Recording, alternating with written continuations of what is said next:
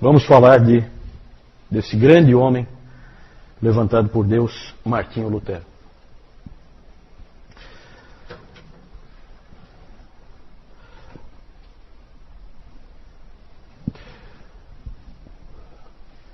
Lutero é uma figura que vale a pena conhecer, um indivíduo fantástico, cheio de altos e baixos. Já se escreveu um monte de livros sobre a psicologia de Lutero, né? Análises psicológicas sobre ele, como ele era, porque ele é um homem de altos e baixos. Ele é um indivíduo que, como o Dr. Lloyd Jones disse, é um vulcão em erupção. O homem escolhido para ser o soldado do Senhor, para libertar o povo de Deus do cativeiro em que estava. Tudo nele é cheio de vida. Ele sofria constantemente de depressões. Muitas vezes ele caía em grande desânimo, que ele chamava de noites escuras da alma. Uma dessas vezes ocorreu em 1527, 10 anos depois dele ter colocado as 95 teses. Ele começou a ter uns problemas de saúde muito sérios, tinha tonturas, tinha desmaios. E também, nessa época, a peste negra atacou Wittenberg e alguns professores, alunos morreram, alguns saíram, ele foi o único que ficou. E no meio daquele clima e coisa, ele então teve um processo clássico de depressão espiritual. E numa carta para o Melanchthon, grande amigo dele, ele escreveu o seguinte: completamente abandonado por Cristo, eu trabalhei sob as vacilações e tempestades do desespero e da blasfêmia contra Deus. Passou-se o tempo e ele escreveu, depois de algumas semanas, ele escreveu: finalmente, por meio das orações dos santos, Deus começou a ter misericórdia de mim e tirou minha alma do inferno profundo. É típico do Lutero, é um indivíduo vivo, certo? Quando Lutero saiu, nessa época aqui, quando Lutero saiu desse momento, dessa noite escura da alma, em 1527, ele então escreveu um hino. Ein feste Burg ist unser Gott. Castelo forte é o nosso Deus. Certo? Que representava aquele momento que ele estava vivendo. Vocês conhecem, né, o hino? Às vezes o Moisés e o Márcio colocam para nós aí: castelo forte é o nosso Deus, espada e bom escudo. Né? É assim que ele começa. É um hino de guerra, porque esse cara é um soldado. Pode ter certeza disso. Uma biografia recente do Lutero, o título é assim: Lutero, um homem entre Deus e o diabo. Isso aí realmente tem muita razão de ser. Esse castelo forte é nosso Deus, ele se inspirou no Salmo 46:1. Deus é o nosso refúgio e fortaleza, socorro bem presente nas tribulações. E o hino, vocês podem ver uma outra hora com calma, nós não temos tempo aqui. É um símbolo perfeito da vida desse grande homem. Ele tinha um grande inimigo. Já aparece no hino, né?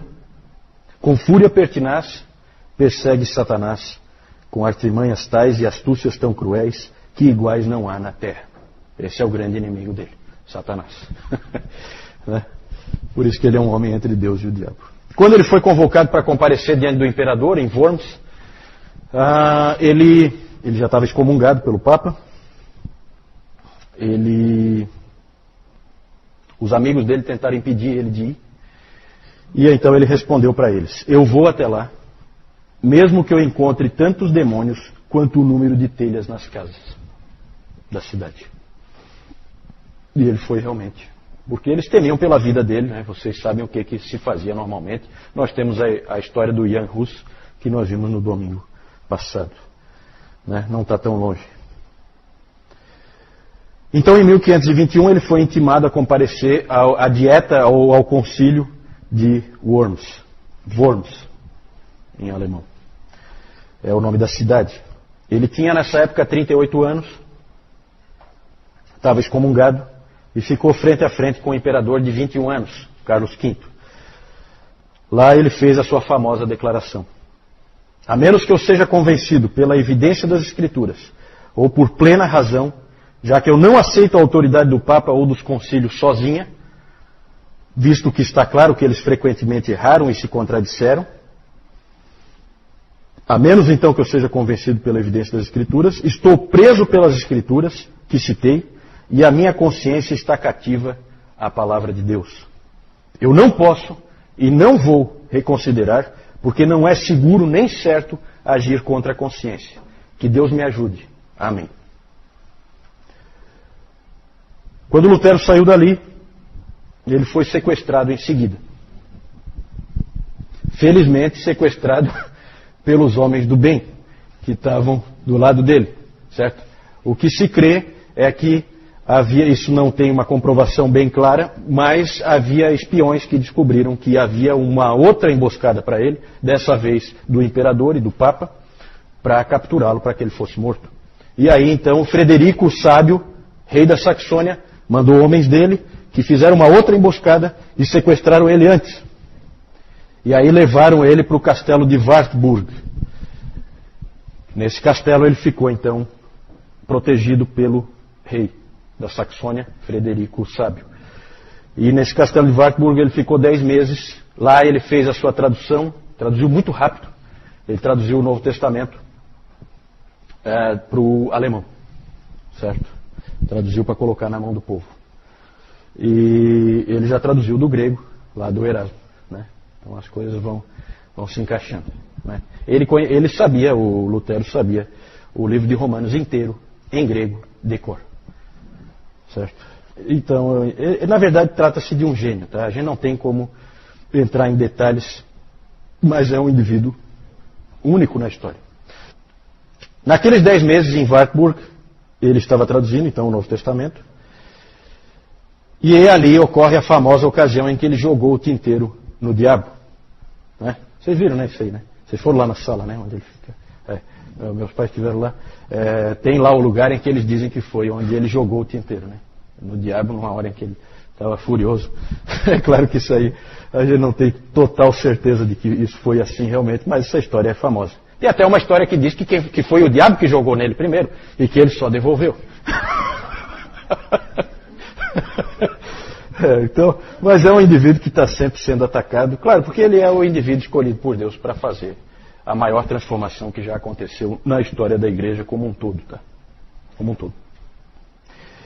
Ele também teve que travar debates teológicos intermináveis com inimigos humanos, certo? A própria dieta de Worms mostra isso. O efeito disso é que ele ficava cada vez mais firme nas doutrinas que ele cria.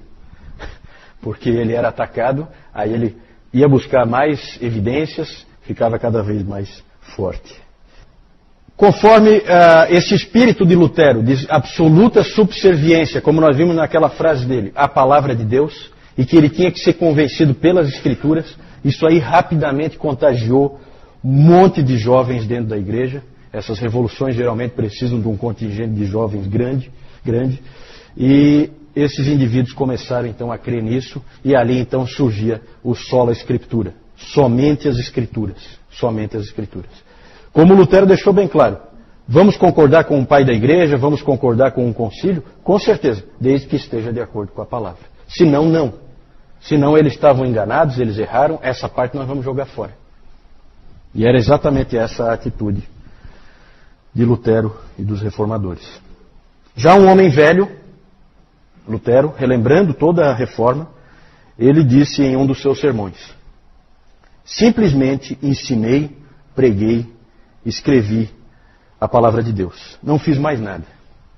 Então, enquanto eu dormia, ou bebia cerveja de Wittenberg com o meu Filipe e o meu Amsdorff, a palavra enfraqueceu tão intensamente o papado que nenhum príncipe ou imperador jamais fez estrago assim. Não fiz nada. A palavra fez tudo. Então esse é o espírito. O Papa foi derrotado pela palavra, não pelo Lutero. E isso ele deixa muito claro, certo? Esse homem foi chamado a ser um guerreiro e ele assumiu o chamado de Deus. O mais impressionante da vida de Lutero é que ele morreu de morte natural. Né? Se tem um indivíduo na história que não tinha como morrer de morte natural, é esse aí. E, no entanto, ele morreu de morte natural. E ele não tinha medo de morrer, não, tá? Claro que o instrumento humano para que ele não morresse de morte matada, como se diz, foi o Frederico da Saxônia. Foi usado por Deus para protegê-lo militarmente. Coisa que o Savonarola não teve. Lembra que no domingo passado eu falei do Maquiavel. Profetas sem armas não prosperam. Certo? Isso o Maquiavel tinha percebido no Savonarola. Lutero tinha armas do lado dele. Medo de morrer ele não tinha, mas ele tinha uma grande preocupação com a sua família. Lutero ele disse algumas vezes que ele não queria casar, porque ele sempre colocava em risco a família dele, porque ele estava sempre, pairava sobre ele sempre a morte de um herege. E a morte de um herege, a gente sabe como é queimado pelo Papa. Então ele tinha medo de deixar a família sozinha, esse tipo de coisa. Mas ele acabou se apaixonando pela Catarina von Bora, que tinha sido uma freira. E tem uma história muito interessante, que eu não vou contar aqui, né? Mas essa freira, Catarina, ela foi uma das 12 freiras que Lutero ajudou a escapar que ele ajudou a escapar, a fugir de um convento dentro de barris de arenque. Certo? Ele ajudou 12 freiras a fugir de lá de dentro. E uma delas era a Catarina. Certo? Ele acabou depois casando com ela. Ele tinha, quando ele se casou, 42 anos e ela 26. Ele era já bem mais velho que ela. Ele adorava essa mulher. É uma história bonita, a história deles. Na verdade, ali se forma uma primeira família cristã protestante, né? Cheia de amor uns pelos outros, mas também com muito realismo, muito pé no chão, né? Muito de pegar junto, todo mundo pegando junto, né? Uma unidade familiar forte. E o Lutero gostava muito de fazer brincadeiras a respeito dela, né? Ele costumava chamar ela de meu senhor Catarina, né? Porque ele era totalmente desorganizado, né? Uma vez o Melanchthon disse que a cama dele estava totalmente mofada, né? Ele dormia num ambiente insalubre, assim, porque ele não cuidava de absolutamente nada. Era sabe aqueles intelectuais que não se preocupam com absolutamente nada, a não ser aquele indivíduo focado numa coisa só? Então ele era assim. Essa Catarina veio para arrumar um pouco a vida dele, que estava meio bagunçada. Ele disse que na maioria das coisas ele deixava a Cat lhe dizer o que fazer. Nas outras era o Espírito Santo. Ele era muito espirituoso, né? Tem algumas cartas dele em que ele brinca assim, ele começa, querida Costela. Querida Costela. Claro que é uma referência a Adão e Eva, né? O maior tributo de amor, provavelmente, que ele fez a ela foi ele ter chamado o livro de Gálatas, que era o livro que ele amava tanto, e ele chamou o livro de Gálatas de Minha Cat. Lutero disse que o casamento é a escola da santificação. Ali você aprende quem você realmente é, e ali você é trabalhado por Deus. Ele fez muitos comentários sobre essa escola. Ele tinha uma família maravilhosa, eram 5 filhos, foram 5 filhos, 3 rapazes e 2 moças. Ele amava seus filhos profundamente, ele os ensinou e também aprendia com eles. Tem muitas histórias do relacionamento dele com os filhos. Eles confiavam profundamente nele e ele também aprendia lições com Hans, Magdalena, Martin, Paulo e Margareta. Quando a sua filha de 13 anos, Magdalena, morreu em seus braços, a fé dele falhou. 13 anos de idade.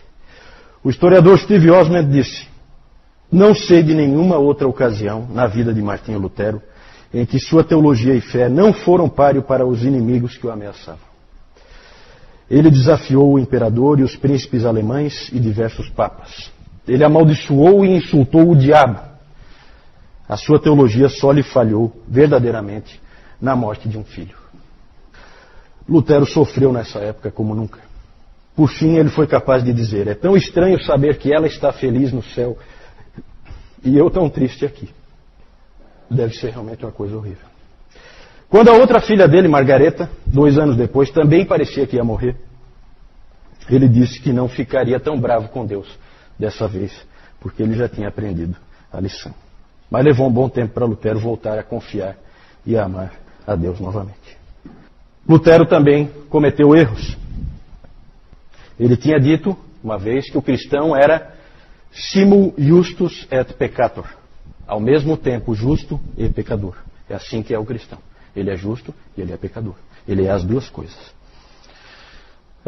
E ele cometeu erros na vida dele. Ele disse também uma vez que o cristão sabe e sente 3 coisas a respeito de si mesmo.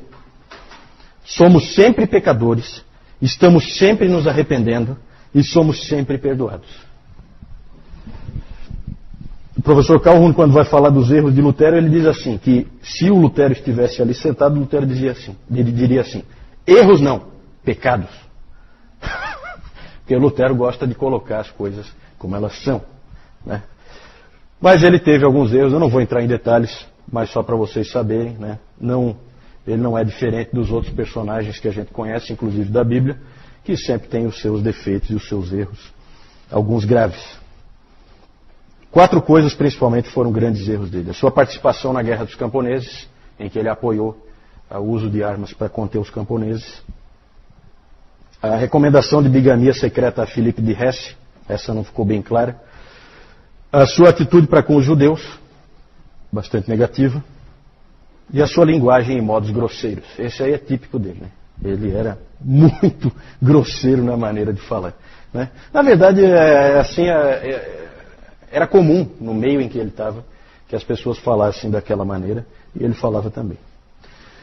Ele morreu em 1546, com 62 anos, em uma viagem em que ele estava indo resolver um problema numa briga entre 2 irmãos, e ele estava viajando para tentar resolver, levou seus 3 filhos com ele.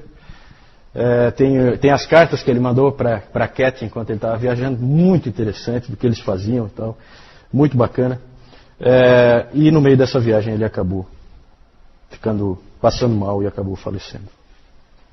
Ele é uma personagem fascinante. Se vocês tiverem a possibilidade de conhecer um pouquinho mais sobre Lutero, corram atrás disso.